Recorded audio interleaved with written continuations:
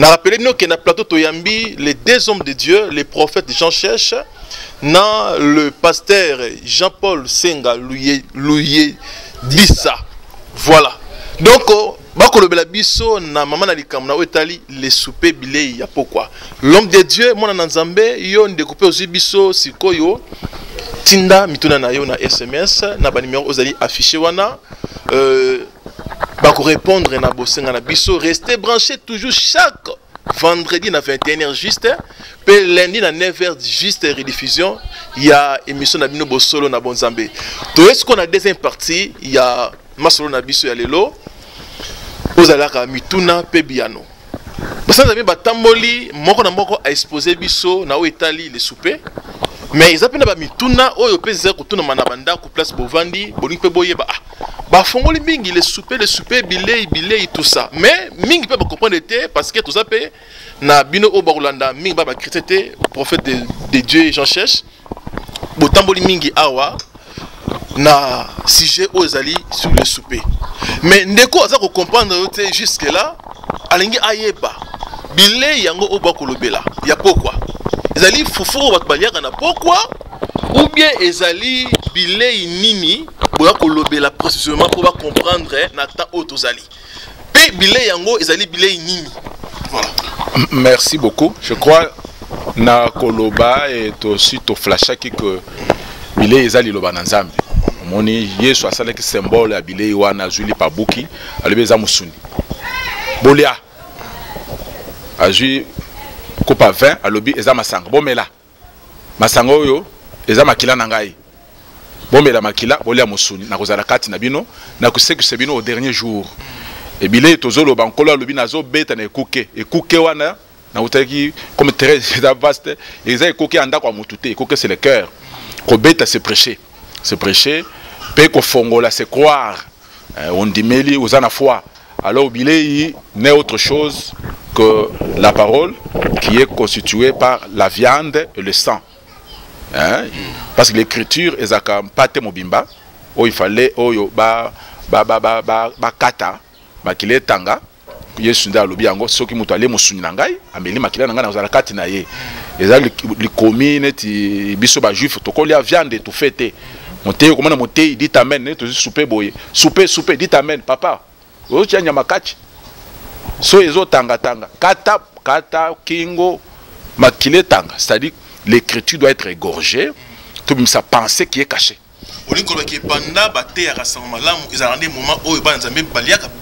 C'est ça, la nourriture n'est autre chose que manger la chair, qui est, j'allais dire, l'enseignement, l'interprétation, toujours rappelé bongo, le sang, le vin, qui doit être la puissance de Dieu. C'est-à-dire, il y a la foi et les œuvres. Quel est donc le serviteur fidèle et prudent oyo maître na atie likolo na batunaye pour na pesa bango la nourriture autant convenable nourriture wana eza liloba na Nzambe puisque liloba wana kati nango nguye ezali misala malamu ezali mapamboli pe ezali c'est-à-dire souper à pourquoi wa kolo alinga partager na batu kembo na ye parce que na parole de Dieu kembo ezali parole na ndenge Daniel loba na Daniel 12 verset 4 que seuls les livres, seules ces choses, c'est pour un temps, plusieurs les liront et la connaissance augmentera. Moko akotanga te, ninga balobaka moko nde afa tanga ba mususu ba yoka, moko wana eza Branham, rien. Balobi plusieurs les liront, c'est depuis la Pentecôte et les Éphésiens 4:11, bakotanga, tozo tanga ba ebele oyo azotanga et celui qui lit c'est l'esprit du ministère quand na ba ebele azotanga connaissance fait augmenter. C'est-à-dire na nourriture il y a pourquoi il y aura l'augmentation, il y a connaissance. Dans tous les domaines, augmentation, il y a puissance dans Nzambe, il y a démonstration, parce que l'œuvre dans Kolo est belemi, et coli plutôt, et coli. Il faut que nous ayons bien. Au moment où tango to zwaka ke église botama mon kolomba la moko. Ils appellent bongo. Parce que l'église ils appellent Ève. Ève à la église, Adam à la kolo. Expliquez nous pas comprendre Ève to bi que Ève a salama a ota epa ya Adam a kokoma koloneni Ève azala nini église nini nosakoli. OK, merci beaucoup. Na loba to loba maintes fois que ezala bilo to boya kopumbwa. Balobi la loi ou la lettre ou les écritures détiennent l'ombre des choses à à venir. Ndenge moni olobi mo ka Adam, Ève a outé na Adam. L'église peut et outé pas Jésus. Na ekulus. C'est-à-dire Adam oyo a tiama na jardin, oh il fallait à travailler dans le jardin, abattre le jardin. C'est le Seigneur oyo a le dernier Adam ndenge kola pambola le milé, les rois trône azo même roi passé Jean-Paul que Yesu aya le dernier Adam. C'est pourquoi tant c'est quoi bah le moni mutu le jardinier. Azali le dernier Adam dans le jardin d'Éden, c'est-à-dire Adam c'est Christ. Au travers Christ, église comme Ève abimi. Les autres mona kena loba. Parce que abotami mokolo. Balba abotami mokolo. Mais ngana ndi marape na boyak. Parce qu'il y a cantique de cantique 8-8 et lobi tozana petite sœur na biso abimina no mabelete. Toko sala inta ba yo lokaye. Ezaka église. C'est il faut église ekola. Kokola nde bilé à poko il faut ekolisa. La pluie qui vient, n'est-ce pas, amener à la maturité la semence, à la perfection la semence pour ne pas que ça la moisson. Bas enlèvement et salema.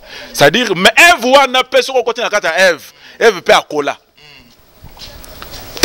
Tant Adam azolo voici cette fois-ci. Mais comment on a que Nzamba la laissaki Adam? Comme Jésus. Merci de sa pensée wana. Nzamba la laissaki Adam comme Jésus. Abando ça la moisi. Azui mukuwa na asali moisi. L'église de Jérusalem Jérusalem. Il faut école Paul a lobby. Marie aimait vos femmes comme Christ a aimé l'église.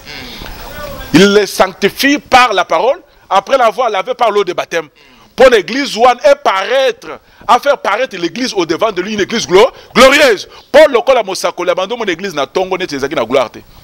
Gloire les akem. Mosako na kote mungu na malobana oyo olobi ke église il faut écola. Oui. Parce que au tamboli koloba ke Ève azalaki pe déjà akoli mais on dit mara penza ngote po cantique alobi ke abanaki mwana muke azako kokola. C'est une gerbe agitée. Mais si ko lelo mwana na Nzambe akobandeni ke akoli na makambo na Nzambe. Mais ce qui a moni liloba na Nzambe na bopete ezo tiama na mosala na nzela na ye. Akolite. Ce qui a moni ke liloba na Nzambe ezo tiama na mosala na bopete. Parce que koto sa parole de Dieu kotambola solo makomi kobanga Nzambe eza œuvre mutu te. Œuvre nkolo. Kola ibise église de Thessalonique na 1 Thessaloniciens chapitre 5 verset 23-24 azoloba celui qui vous a appelé il vous sanctifiera lui-même, votre esprit, âme et corps. Il vous gardera irrépréhensible. Il est fidèle, celui qui vous a appelé. C'est-à-dire, il y a beaucoup de parti gloire. Ah, Moussel, ce que Nzambe a bien dit que vous avez parmi les vierges sages, vous allez lever. Attends, vous avez un bindo. À cause de l'ongolo, vous avez un bindo. C'est-à-dire, ils ont ramené. Ils ont restauré, mais ils ont fait un parfait, ils ont comme ça très parfait. Et diable paix, l'iniquité sera crue. Les sous-pèsons matamakasi, livraison comme on a embrouillé blé. Mais Nzambe paix, ils ont croisé, Nzambe ils ont parfait, ils ont ramené bango, ils ont commis ça bango, merci mon sagoli, donc toujours continuer bandeko namoni a des gens chaleur comme combattant.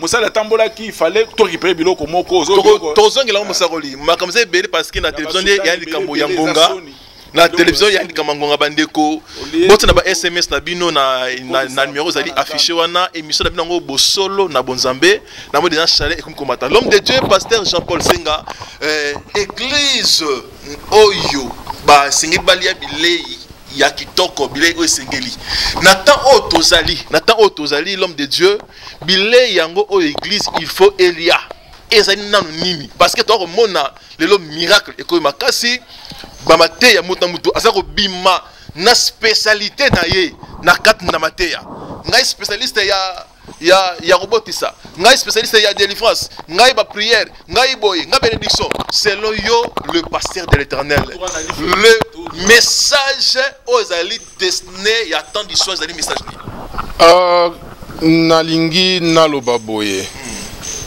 toboyi miracle te tolingi miracle mingi tolingi délivrance tolingi guérison biloko nyonso wana oyo ezali ba ingrédients oyo ezali ba épices oyo bilei azana yango besoin mais yo bandi na ba épices ndenge nini alors que na kati ya sani tozomona bilei te tozomona ka ba épices siko tokolia nini omoni miracle les épices miracle les ingrédients nous en avons besoin pour accompagnaient, parce que les miracles, la Bible dit les miracles accompagnaient la parole. Les signes ont accompagné la parole. Mais ce n'est pas la parole qui accompagne les signes. Donc ce n'est pas à la parole de suivre les miracles, mais c'est au miracle de suivre la parole. Parce que la parole, c'est ça la nourriture du temps du soir. Vous allez remarquer ceci. Jésus avait dit aux apôtres ou aux disciples, au Bazaraki, je crois 70, Aibisi Bango, Oyakolian Zoto Nangaite, Akomela Makila Nangate, Akozwabo Moite. Tangu ba disciple Bayoki, Babandiko Bendana, Master Yotikali, c'est un sorcier, accueilli. Pour kaka ba sorcier nde bayebaki ke ba melaka makila baliaka musuni. Et c'était la première fois que même ba sorcier ya monde bayoka qui avait quelqu'un oyaye mena lobi mangez ma chair, buvez mon sang. Vous comprenez? C'est pourquoi nous avons toujours dit aux sorciers, vous voulez manger la chair et boire le sang, il y a Jean-Paul. Et c'est Jean-Paul a dit mangez ma chair, buvez mon sang, vous ne le boirez jamais et ma chair vous ne la mangerez jamais. Parce que celui qui a autorisé au peuple de manger sa chair et de boire son sang, c'est Jésus. Quand Jésus, tant que Jésus a le Bible, Paul, Pierre a fait mais cette parole est dure. Qui peut l'écouter? C'est-à-dire, cette nourriture, hein, c'est difficile à manger. Or, manger, c'est mettre en pratique la parole de Dieu. Tant que nous sommes commis capables, Yakocha en pratique liloba ya Nzambe, cela veut dire qu'il y a la chair de Jésus, la makila ya Jésus, ezali la parole, ezali la grâce. La grâce nous enseigne à renoncer à l'impiété. La grâce nous enseigne à renoncer au péché. La grâce nous enseigne à marcher dans la sagesse.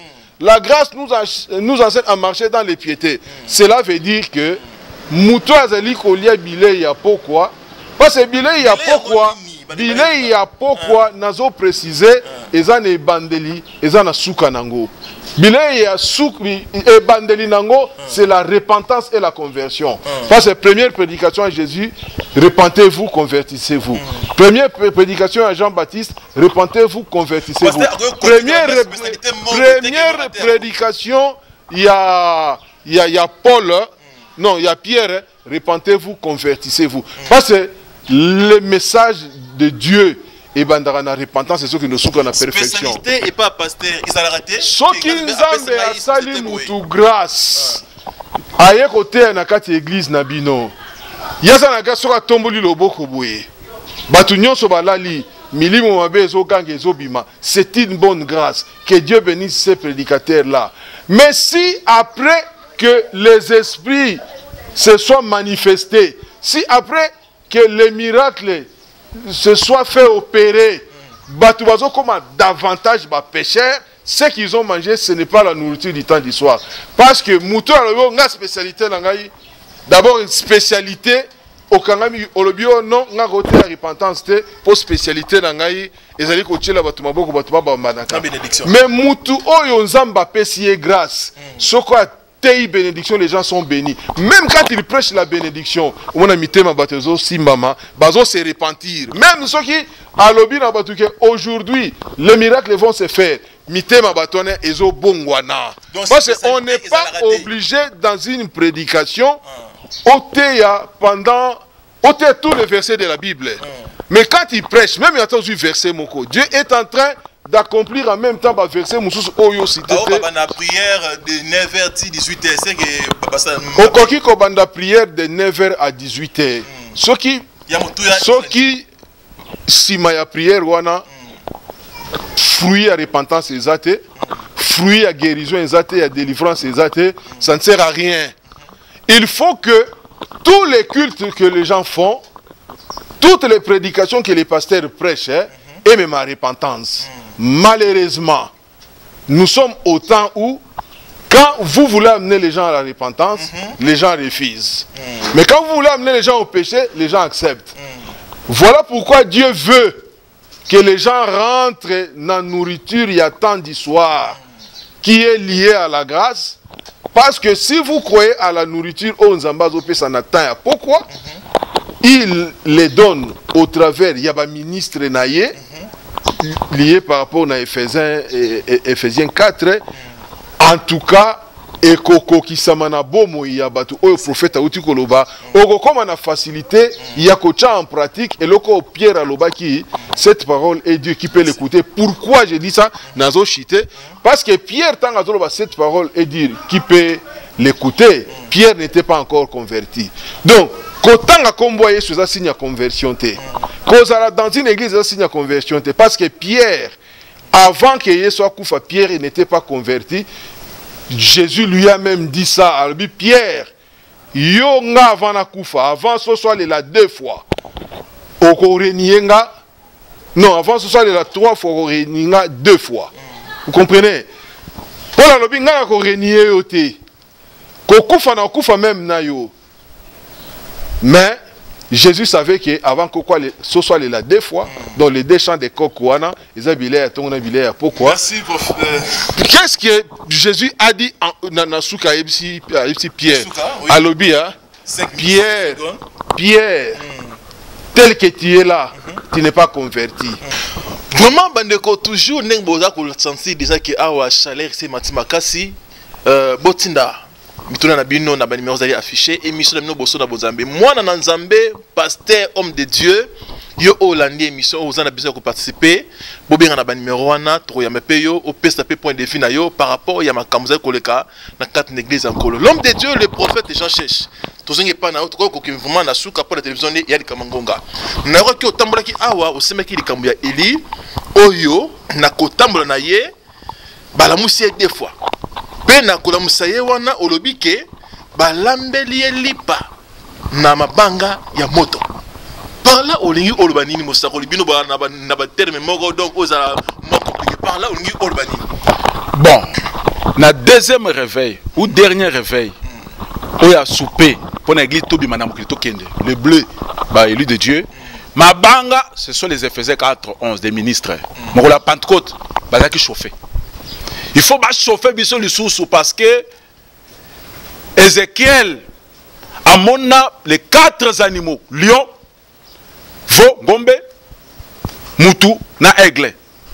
Et c'est comme que ça va former milai, mais kati na etamboli na bango, il y avait des reins polis, il y a moto, tourbillon, gerbe à moto, les qui moto, ba char ya feu, bazali côté tambola au travers pneu, roue, oh, il y a un chrysolite comme Zabulon, 10e fils de Jacob.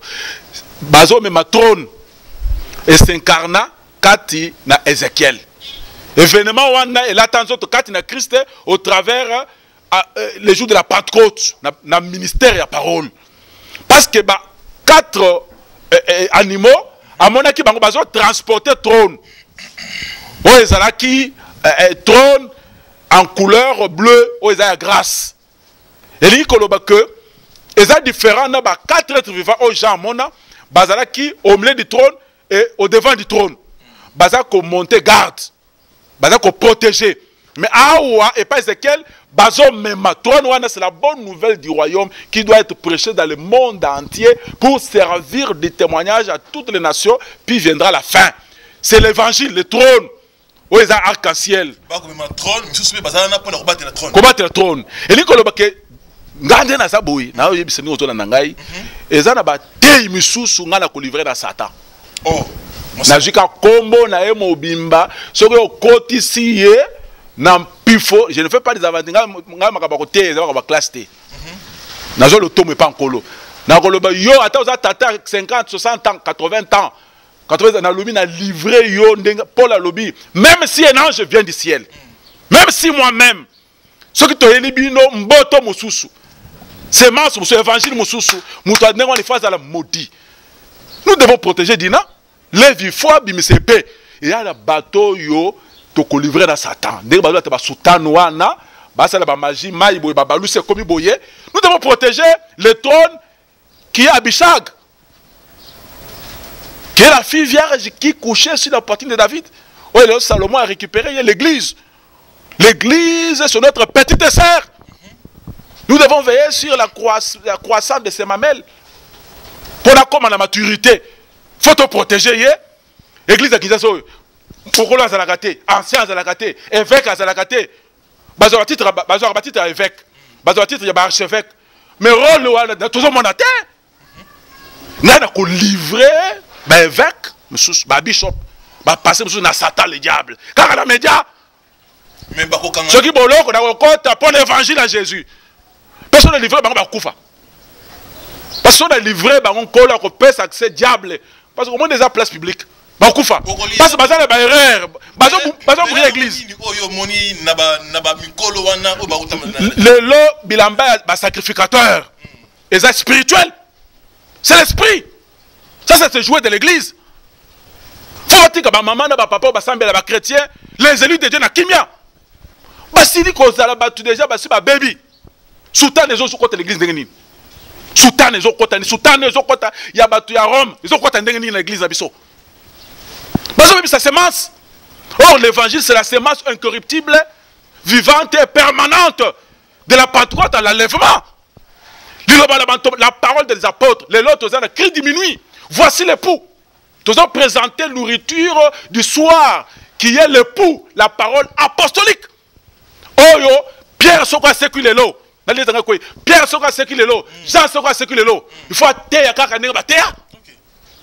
Nazo pame la bango. Mais ce que baza kolata. Kala loko la bayembi le loyo. Basa la conseil $40 pour na bato kota. Na la pame li bango. On leur a laissé faire. Balor mbongo, bananu, banani, bazo sel ba conseil. Les bazo fouti ça. Ils se voient au-dessus. Est-ce que bampaka baza na mboko côté? À Jérusalem, il y avait les plus considérés. Il y avait les colonnes. Kinshasa, il faut na basal les colonnes. Les plus considérés, mais ils ne disent rien, personne ne parle. Il n'y a pas un leadership. Il n'y a pas un évangile. Il n'y a pas un évangile. Il n'y a pas une église. Il n'y a pas une église. Il n'y a pas une église. Il n'y a pas l'église. Il n'y a pas collaborer. Mais ça, c'est l'enfer. Il n'y a pas de pasteur. Qu'est-ce que tu trouves ça normal? Yo soyez un serviteur. Et c'est normal. Parce que Moutoua Nicolas a zate. Mais Bachache Bazali n'a qu'à livrer. Parce que Paul a livré, il menait dans Alexandre. Il menait parce qu'il menait à terre qui m'avait résurrection des morts. A situé que à cette époque-là, c'est quoi? Na Philette, à pardonner Philette, à Ebisipe Timothée fait grave. De peur que au sein de naufrage, nous avons livré, il menait. Alexandre a résisté, n'a pas parole. Kinshasa, la nanga, ceux qui ont été élus, il faut essayer que non. Dieu doit voir, à l'époque, il y a un réveil, n'attend la loi. Dieu, quand on mettait les faux hôtels, Dieu suscitait des héros, comme des Gédéons. Même dans l'histoire de l'église, Jairus, John Knox, Martin Luther, ils ont résisté aux hérésies. Mais non, il faut des syndicats. La télévision est belé, la télévision est chrétien est belé. Ils ne prêchent pas la bonne parole. Ce sont des commerçants, diamantaires, entreprises, sécurité, mbongo. Est-ce que Jésus a rapporté un commerce? Merci, Moussaroli. Nous avons protégé les élus et la bonne semence. N'a qu'à livrer. Merci, Moussaroli. Toroya na micro toroba torokota même na nini kuna pona kotuna pourquoi ba bakangeli Moussaroli pour la vérité à côté ya. L'homme de Dieu moi un mot pendant moins 30 secondes na Moussaroli tu comprends awa okubasani. Nakoki kaka koloba boye. Lelo évangile oyo tozo te ya lelo. Biso batuto bandi kote ya yango te. Évangile oyo ete ya makilobi nde yango esengeli te ya malelo. Parce que man oyo bazali kolokota na 6e jour, nde yango bazali kolia na 7e jour. C'est que évangile oyo ba apôtre bateyaki nde évangile oyo esengeli biso tote ya lelo. Parce que biso toza ba unique. Tozali chargé pour garder la femme du roi. Et Nico a Bengami a gardé la forme du roi. Il faut azala et il faut dans la castrer. Azala incapable de la sémence oyaye après c'est pas moisi parce que moisi azana besoin de sémence na bisoté. Moisi azana besoin de sémence ya mobali naye. C'est pourquoi vous allez comprendre pourquoi Bible lobaki l'homme quittera son père et sa mère, il s'attachera à sa femme. Vous croyez que l'homme qui doit quitter son père et sa mère pour s'attacher à sa femme, vous croyez que les abino? Bible de Genèse Apocalypse, la personne qui doit quitter son père et sa mère pour s'attacher à sa femme, hein, c'est Jésus. C'est pourquoi Jésus avait quitté le ciel. Il est venu s'attacher à sa femme qui est l'église. Donc l'église, ce n'est pas notre femme. L'église, c'est la femme de Christ. Christ a coupé l'église na croix. Alali pongi pour Eva Bimayango mone tolobaki ke Christ Adam a image ya Christ et puis Eva a image de l'église. Pourtant Adam zolala pour Eva Bima et zande ko kufa Jésus na croix ya Golgotha pour église bima. Donc église oyo eza bâti na makila. Apôtre ba sopa makila na bango pour l'église. Jésus a sopa makila na pour l'église. Et aujourd'hui, si on doit perdre tout ce que nous avons pour l'église, il n'y aura pas de vraiment. Merci Bandeko Balandia émission Bosso na Bonzambe wana vraiment boki basana Nzambe a déjà tension et c'est mati kanda ya kusakana te ya évangile Bossolo na Bonzambe et na chaleur Bandeko na bisi bino ke eza ko yinda mabe yo évangéliste yo prophète yo apôtre émission na binango yaka to mekape koyeba Bossolo ozali carte na yo pour na komema lumière na bana Nzambe botinda ba SMS na bino na ba numéro ozali afficher wana bobenga toko ya mape bino pe toko mape mituna na bino na bandeko basana Nzambe obaki na biso ana plateau. L'homme de Dieu pasteur Jean-Paul Senga toko na suka na 1 minute au ko pesa programme église na soki ba dédicace 1 minute ça pamba pour tas des gens ici qui makas. Je pense que votre humble serviteur Jean-Paul Senga lui a dit ça. Il est au service. Nous sommes des serviteurs de Dieu au service des autres. Si vous pouvez nous appeler au numéro 99 99 44 008, nous sommes là pour prier pour vous et faire en sorte que Bao Bazana Mili Moumabe, faire en sorte que Bao Bazana n'a pas maladie. Dieu nous a donné les dons de guérison. Vous nous appelez, même vous appelez maintenant aux autres guérison, aux autres délivrance, et aux autres programme, il y a service, nous sommes retraite, nous sommes organisés. Que Dieu vous comble de toutes sortes de grâces, que les serviteurs de Dieu de tout notre pays soient bénis, les vrais serviteurs, que les enfants de Dieu soient bénis et que vous-même, Excellence, homme de Dieu, merci, que vous soyez aussi bénis. Merci.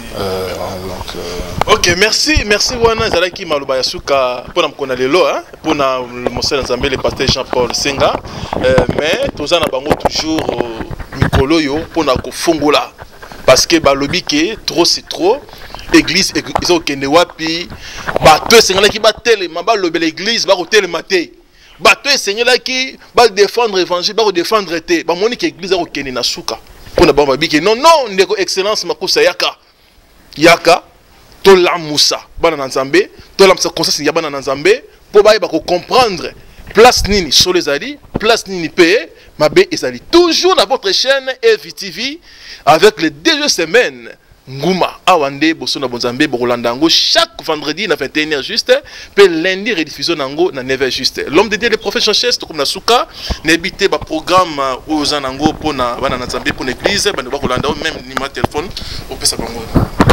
Bon to zali basé na Yolo site na Yolo Ezo na avenue Miningulu numéro 11 to sambelaka mercredi pe vendredi pour la 4 semaines à partir de 17h15, dimanche à 9h30. Bon, na moi au ezali bosso, tokozala na enseignement au yozotala comment kokangola babota na biso par des lois établies eza purement évangélique. Alors oya kolinga pusana numéro nanga ezali 049 29 979 nalibi 0 999 4 fois 29 979. Na remercie yo mosali excellence malgré la CDC na yo kapenza suki nanga lokola punda ezali ko telema. Alors on kola sunga biso apesa yo longue vie asalisa to tambola na makambo. Émission na bino boso na bonzambe l'homme de Dieu moi le bapon émission oza comment on est. Te mais yo na mono penza wa bien na mono penza ke ozali mile parce que mile ezala nyama moko azo utana ane pena cheval. Moi biloko mibale wana parce que cheval ezaka kanda c'est l'apostolat ndengo zo luka luka pona fondement ezala ane ezali nyama ya mubembo. C'est ça le pastoral ezawana kolo apambola émission parce que zo luka luka moi solo monana pe e fanda na nsengo eko babongo mafuta ezala mingi likolo na yo. Merci wanaki maloba ya mosakoli n'habité ce qui peut pasteur Jean-Paul pour la émission oui kobakisa eloko nini na moins 30 secondes. Eloko tokoki koloba pona mosali na Nzambe excellence un vaillant journaliste tant tozotala tozomona ye yango tozo encourager zalaka na makasi wana ya crocodile omoni crocodile chauffaka le fond de la mer hein muna mai kuna crocodile azo chauffer crocodile ya fleuve Congo te nazoloba nazoba crocodile azana mukanda Job il chauffe le fond de la ya mai kuna donc chauffer kaka yo moko ya beka ya crocodile parce que crocodile aza composé na beka ebele beka wana ndeza biso église biso donc ba sali na Nzambe bazolanda biso tozo contre mutute plutôt tozo benga basali na Nzambe tozo ngana bisika na biso parce que les crocodiles a besoin ya beka ina ye nyonso esengete beka ya crocodile a disperser et puis non donc vous êtes les écailles à crocodile venez formons les crocodiles et restons ensemble. Merci. Voilà qui maloba ya suka ya basali na Nzambe bandeko bino bonandaki biso tang molai to pesi bino merci na ndenge bolandi émission na bino bosolo na bonzambe Nzambe apambola bino tozali kaka wana pona koluka bosolo parce que yango nde ekopesa lumière yango nde ekomema bomoi kati na bomoi ya bato omoni na temps oyo tozali mbilanga ezali trop na kati ya bonzambe na kati na l'église nkolo toyebite susu nani serviteur a solo nani oyo Nzambe benga nani oyo amikotisaka ye mona makasi nani oyo alanda batu e baniti. Alors à travers émission oyo boso na bonzambe nde boko découvrir la vérité nyonso pe comme na connaissance oyo bako distinguer oyo azali a faux oyo azali a vrai.